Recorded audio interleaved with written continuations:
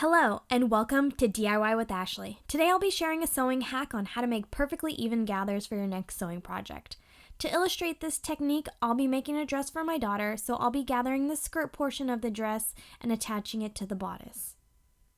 For this craft hack, you'll need a lot of sewing pins and of course your sewing machine to sew the gathers. To start your project, go ahead and sew in your gathering stitches. You can do 1 row or 2 rows of stitches within the seam allowance. Next, we're going to mark our center front and center back on the bodice and the skirt. To do so, we're going to go ahead and take our bodice and fold it in half, matching the side seams, then marking the center front and doing the same for the center back.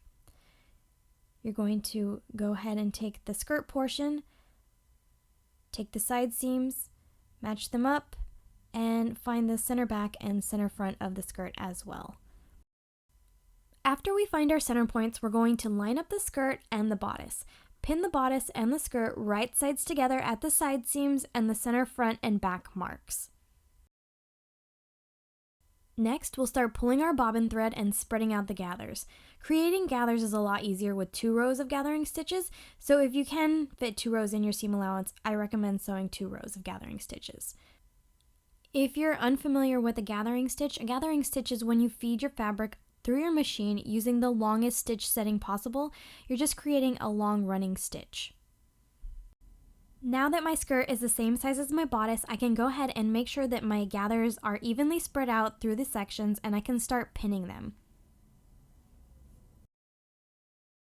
After all my gathers are pinned, I can go ahead and take my project to the machine and sew using a regular stitch length.